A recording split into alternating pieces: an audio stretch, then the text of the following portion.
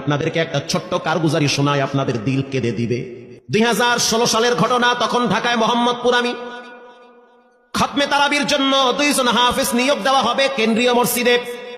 অনেক হাফেজে কোরআনরা সিরিয়াল ধরেছে তারাবি পড়াবে। কার মনে না চায় এত বড় এক মসজিদে আমি যদি চান্স পাইতাম তো আমার কপালটা খুলে যেত। শুক্রবার দিন সবাই দরখাস্ত রাখলো, ইন্টারভিউ শুরু হয়ে গেল। পরের জুমায় অসংখ্য ছাত্রদেরকে দেখছি খতমে তারাবির জন্য ইন্টারভিউ সিরিয়াল দিয়েছে। ইন্টারভিউ বোর্ডের ভিতরে আমি ছিলাম। কয়েকজন হাফেজকে আমরা সিলেকশন করছি যে এদেরকে নেওয়া হবে। এদের তেলাওয়াত সুন্দর, পড়াও বড় মজার। আমরা কাগজগুলো এক জায়গায় জমা করছি। পরের জুমায় আমরা ঘোষণা দিয়ে দিব কোন মায়ের সন্তান চান্স পাবে। পরের জুমায় যখন জুমার নামাজের পর 3টার দিকে যখন আমরা বসে বসে ফলাফলগুলা দেখতেছি যে কাকে কত নাম্বার দেওয়া হয়েছে, দরওয়াজা লাগায় দিছি, জানলা লাগায় দিছি, এসি ছেড়ে দেওয়া হয়েছে, সব লাগানো, বাহির থেকে কিছুই দেখা যায় না। ইন দি মিন টাইমে মসজিদের বারান্দার দরওয়াজায় কে যেন নক করতেছে। খাদেম সাহেব আস্তে করে জানলা খুইলা উকি মাইরা দেখতেছে যে 2টা ছোট বাচ্চা বাহিরে দাঁড়িয়ে আছে, একেবারে অল্প বয়স। খাদেম প্রশ্ন করলো, তোমরা কারা, কেন আসছো? বলে, আমরা 2 জন আসছি খতমে তারাবির ইন্টারভিউ দেওয়ার জন্য। খাদেম সাহেব একবার পায়ের দিকে তাকায়, আবার জামার দিকে তাকায়, কারণ কথার সাথে বাহ্যিক সুরত মিলে না। অন্য ছাত্রদেরকে দেখছি কত উন্নত পোশাক পরে, গেটআপ কত সুন্দর করে ইন্টারভিউ দেওয়ার জন্য আসছে।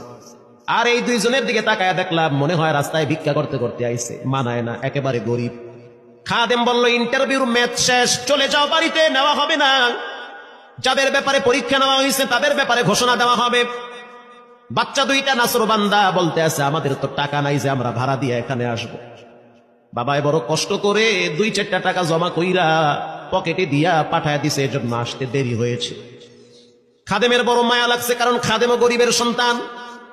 ভিতরে গিয়া মুয়াজ্জিম সাহেব বলতে আছে, ও ভাই, বাহিরে 2টা বাচ্চা দাঁড়ায় আছে, ওরা নাকি হাফেজে কোরআন, কিন্তু দেখলে তো মানায় না।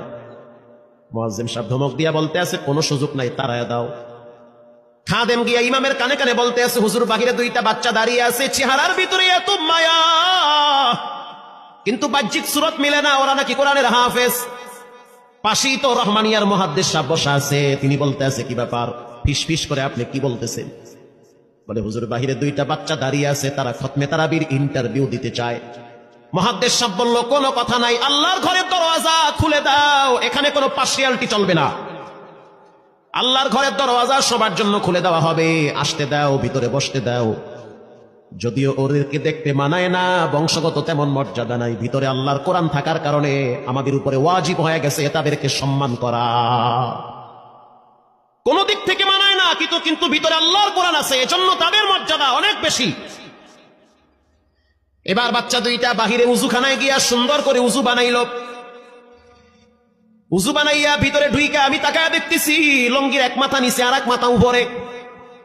এতটাই ভয়াবহ অবস্থা, কিন্তু আজীব দৃশ্য। 2 জনের চেহারা একই রকম লাগে, 2 জনের চেহারা একই রকম লাগে। কে বড় কে ছোট বোঝা বড় কঠিন হয়ে গেছে।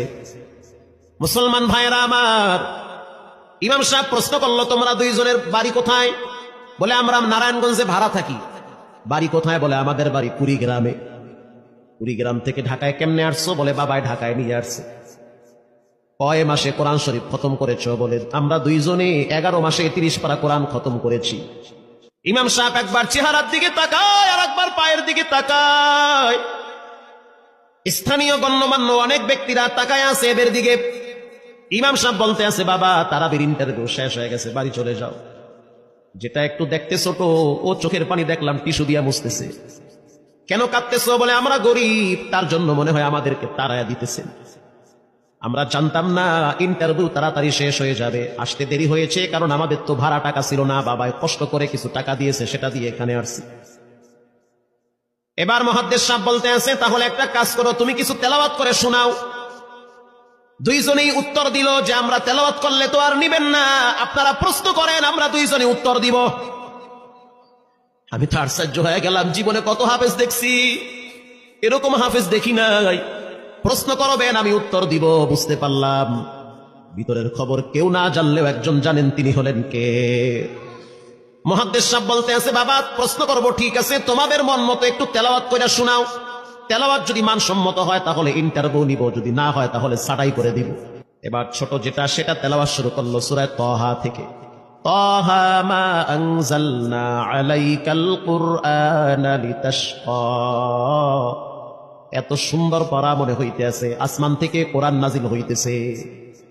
এত সুন্দর পড়া, কত রঙের ঢঙের পড়া শুনলাম, এই পড়া কোনোদিন শুনি নাই।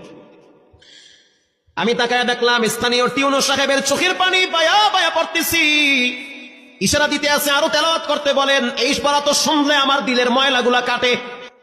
আল্লাহর ঘরে যখন গেছি বাইতুল্লাহ ফজরের টাইমে ইমাম সাহেব তেলাওয়াত করলে যেমন মনে হয়, মনে হইতে আছে ওই কোরআনের আওয়াজটা এখন এই মসজিদে বাজতেছে। ছোট বাচ্চাটা তেলাওয়াত করলো, বড় সন্তানটাও তেলাওয়াত করলো। এবার যারা হাফেজ সাহেব ছিল তারা প্রশ্ন শুরু করলো, যেখান থেকে প্রশ্ন করে পৃষ্ঠা ঠেকায়া দেয়, একটা জায়গায়ও আটকাইতে পারে না। এমনকি বাচ্চা দুইটা এটাও বলেছে যদি আপনাদের যদি ধৈর্য থাকে তো আমরা দুইজনে পুরা 30 পারা এখানে এক দাঁড়ানে পড়ায়া দিব। আশা করি একটাও বাঁচবে না। এত সুন্দর পড়াশোনার পরে মোতাল্লি সাহেব বলল সব বাদ, আমার কাছে এই দুইজনই পছন্দ হয়েছে। এই দুইজন রে মোতাল্লি সাহেব দাঁড়াইতে পারে না, হুইল চেহারে বসে থাকে, কাছে ডাইকা বুকের সাথে জড়ায়া ধরছে আর বলতে আছে আল্লাহ, এমন একটা সন্তান যদি আমার থাকতো জীবনটা ধন্য হয়ে যেত। আমার মৃত্যুর পরে একটু হইল তেরা কোরআন তেলাওয়াত করতে পারত। নিয়োগ হয়ে গেল, তারাবি শুরু হয়ে গেছে। মোহাম্মদপুর থানায় গিয়ে খবর নিয়ে দেখে অনেক পুলিশরা এই বাচ্চার পিছনে দাঁড়ায় দাঁড়ায় নামাজ পড়ে চোখের পানি ছেড়ে কেঁদেছে। শুধু তাই নয়, অনেক হিন্দু মহিলারা পর্যন্ত রাস্তায় হাঁটার সময় তেলাওয়াতের আওয়াজে দাঁড়ায় দাঁড়ায় কোরআন শ্রবণ করেছে। শুধু তাই নয়, অনেক বড় বড় ডাকাত, মাস্তান, সন্ত্রাস, কিশোর গ্যাংরা পর্যন্ত দাঁড়ায় দাঁড়ায় কোরআনের আওয়াজ শুনেছে। 17ই রমজান দেশে বদর দিবস, হাজার হাজার মুসল্লি দাঁড়িয়ে আছি। ইমাম সাহেব জানে না যে এরা দুইজনে আপন মায়ের পেটের ভাই হয়, এটা ইমামের জানা নাই। দুইজনে তারাবি চলতে আছে, চমৎকার পড়া, পিছনে শত শত মাওলানা মুফতি দাঁড়ায় থাকে। মনে হইতেছে তেলাওয়াতের আওয়াজে আর এক জগতে হারিয়ে যায়, এত সুন্দর পড়া। তারাবি শেষ হয়ে গেল, মুসাফা শুরু হয়ে গেল। বাচ্চা দুইটারে কেউ বুকের সাথে জড়ায়, কেউ কপালে চুমা দেয়, বলে আল্লাহর কোরআনকে চুমা দেই। হাজার হাজার মানুষ যখন আস্তে আস্তে নামাজ শেষ করে চলে গেল, একেবারে মসজিদের পিছনে বারান্দার পরে আরো একটা বারান্দা থাকে, ওই বারান্দায় এক লোক বসে বসে গামছা দিয়া চোখের পানি মুছতেছে। কিছুক্ষণ পরে লোকটা দেওয়ালের সাথে কপালটা ঠেকায় দিয়া একেবারে অস্থির হয়ে গেল, মনে হচ্ছে তার ভিতরে কাঁপুনি শুরু হয়ে গেছে। কিছু মুসল্লি গিয়া প্রশ্ন করলো, কি হয়েছে আপনার? বলে আমার কিছুই হয় নাই। টাকা লাগবে? বলে না, টাকা লাগবে না। তাহলে আপনি কেন এখানে কাঁদতেছেন? বলে আমি এমনি কাঁদতেছি, এটা কষ্টের কান্না না, এটা খুশির কান্না। এটা কষ্টের কান্না না, এটা খুশির কান্না, আনন্দর কান্না। আল বুকা মিনাল ফারাহ, অতি সুখে মানুষ কখনো কখনো কেঁদে দেয়, চোখের পানি ছেড়ে দেয়। ইমাম সাহেব বলল পিছনে কে? লোকটা তাকে সামনে নিয়ে আসে। এবার লোকটাকে যখন কিছু দূর সামনে আনা হইল, ওই বাচ্চা দুইটা মসজিদের ভিতর থেকে দৌড় মাইরা গিয়া বলতে আছে, এই লোকটা আমার আব্বা, ইনি আমার আব্বা হয়। ধমক দিবেন না, রাগ করবেন না, আমার আব্বা ঢাকা শহরে রিক্সা চালায়। রিক্সা চালায় চালায় আমাদের দুইটা ভাইরে কোরআনের হাফেজ বানাইছে। ইমাম সাহেব ধমক দিয়া বলতে আছে, আপনি কেন দেরি করলেন? আগে কেন আসলেন না? রিক্সাওয়ালা বলতে আছে, আমি যদি আগে আসতাম আর যদি পরিচয় দিতাম আমি রিক্সাওয়ালা, হয়তো আমার বাচ্চা দুইটারে মানুষ খোটা দিবে যে রিক্সাওয়ালার পোলা। এজন্য আমি আসি নাই। দূর থেকে নামাজে কোরআন তেলাওয়াত শুইলা আবার আস্তে করে দূরে চলে যাই। মাঝে মাঝে বাচ্চা দুইটার সাথে দূর থেকে আইসা দেখা করি।